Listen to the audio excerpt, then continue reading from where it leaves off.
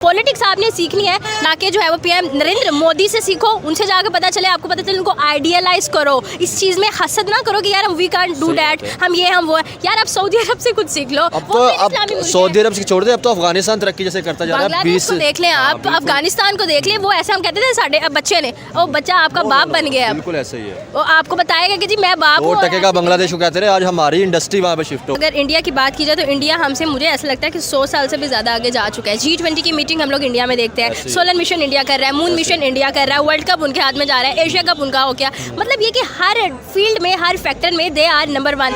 Y? Because आप उनमें देखिए टैलेंट ही बहुत है। आप, मैं एक बात कहती होती हूँ कि आप जो है वो इंडिया के लेवल की एक IIT मूवी नहीं बना सकते, तो आप रियल में IT में कैसे उन्हें बीट करेंगे? अब ये मोदी वही है ना जो कि चाय भेजा करता था और कहाँ से वो कहाँ जो है वो मुल्क को ले गया। हम लोग बात करें हसीन नवाज शरीफ कहते हैं वो लोहार थे, भाई लोहार थे तो क्या हुआ? If they can do better तो हमें जो है वो आगे लाना चाहिए। हम कोई ऐसा क्यों नहीं लाए चाय बेचने वाला कोई? 76 साल में आप कह लें कि कोई भी ऐसा वज़ीर आज़म नहीं है जिसने 5 साल पूरे, कम से कम जो है वो 2 हफ्ते का जो है वो वक्त था और मैक्सिमम 4 साल का वक्त था। और ये वो जमहूरी निज़ाम है जहाँ पे जमहूरियत को कभी ऊपर आने ही नहीं दिया गया।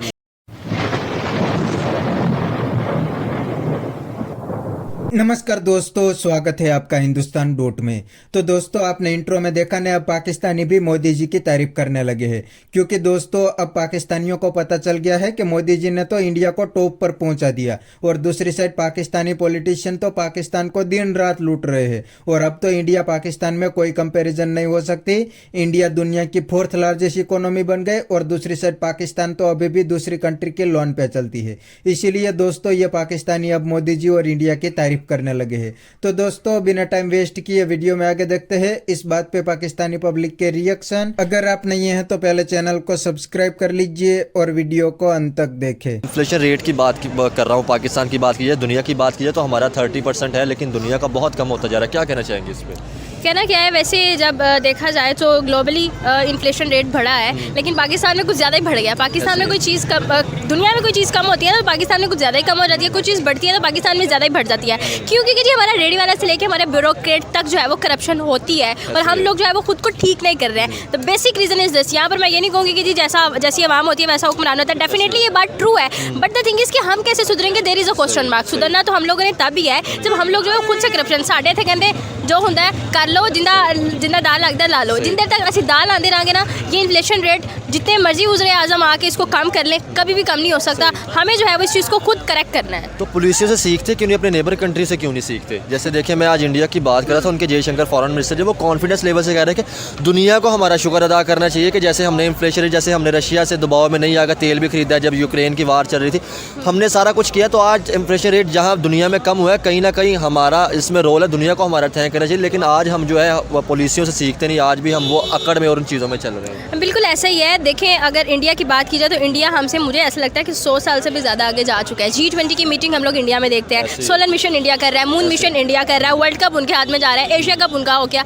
मतलब ये कि हर फील्ड में, हर फैक्टर में they are number 1। Why? Because आप उनमें देखिए टैलेंट ही बहुत है। आप, मैं एक बात कहती होती हूँ कि आप जो है वो इंडिया के लेवल की एक IIT मूवी नहीं बना सकते, तो आप रियल में IT में कैसे उन्हें बीट करेंगे? हमारे ये है कि थे मुंडा 19 साल का होता नहीं तो उन्होंने आशिक में शुकी दे चक्रा च पैदा नहीं। ठीक है, इंडिया में भी ऐसा है, लेकिन इसका रेट बड़ा कम है। आप देखें इंडिया में रेप केसेस सबसे ज़्यादा है, क्योंकि इंडिया के बाद यहाँ पे शुरू हो गया है, लेकिन फिर भी उन्होंने अपने निज़ाम को इस तरह से इस्टेब्लिश किया हुआ है कि आपने कहा स्लम एरिया एकदम था, दिल्ली की बात की जाए, मुंबई स्लम था, लेकिन अभी उन्होंने बहुत चीज़ों को कंट्रोल करना शुरू किया। जैसे क्योंकि उनके PM ने खुद आकर कहा कि बेटी पढ़ाओ बेटी बचाओ, इसका मतलब तहरीक उनकी थी कि यार जो चीज़ें गलत हो रही हैं उनको बेहतर किया जाए। बिल्कुल ऐसा ही है। अब ये मोदी वही है ना जो कि चाय भेजा करता था और कहाँ से वो कहाँ जो है वो मुल्क को ले गया। हम लोग बात करें हसीन नवाज शरीफ कहते हैं वो लोहार थे, भाई लोहार थे तो क्या हुआ? If they can do better तो हमें जो है वो आगे लाना चाहिए। हम कोई ऐसा क्यों नहीं लाए चाय बेचने वाला कोई? 76 साल में आप कह लें कि कोई भी ऐसा वज़ीर आज़म नहीं है जिसने 5 साल पूरे, कम से कम जो है वो 2 हफ्ते का जो है वो वक्त था और मैक्सिमम 4 साल का वक्त था।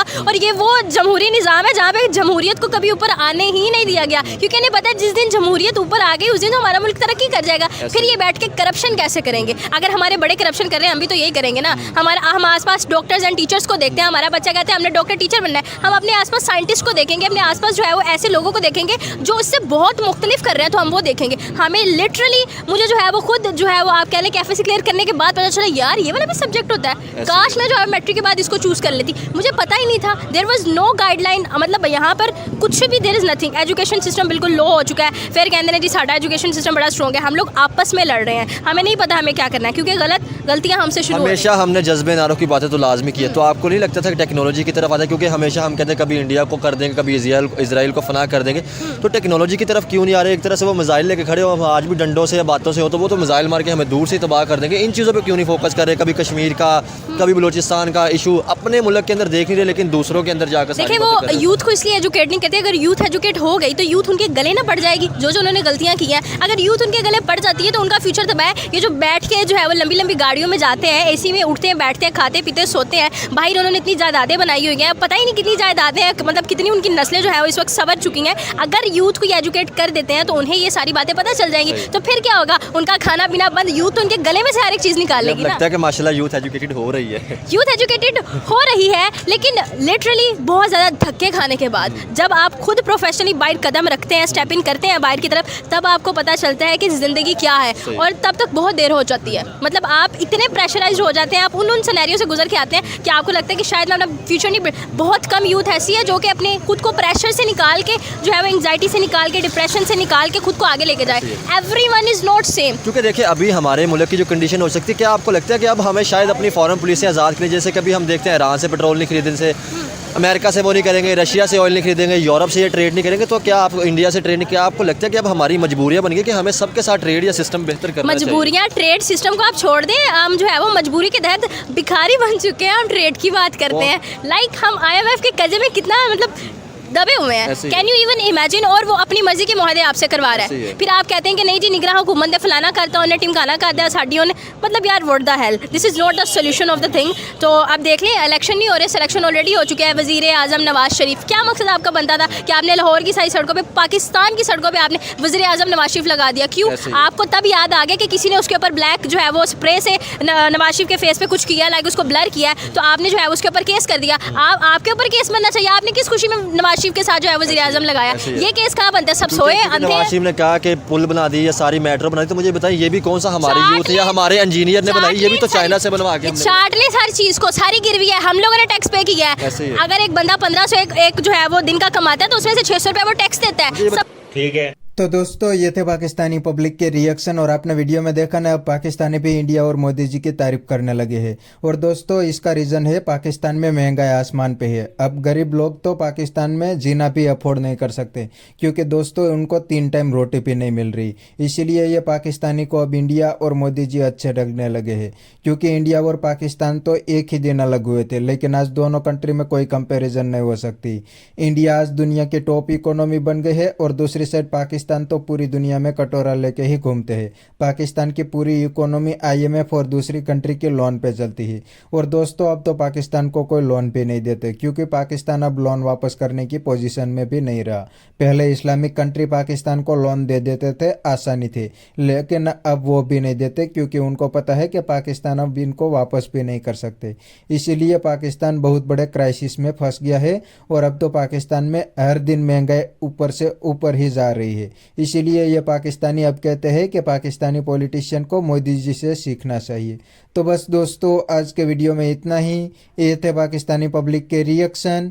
अगर आपको ये वीडियो पसंद आया है तो वीडियो को लाइक शेयर कर दीजिए, और चैनल को सब्सक्राइब करना मत भूलिए। थैंक यू, मिलते हैं नेक्स्ट वीडियो में।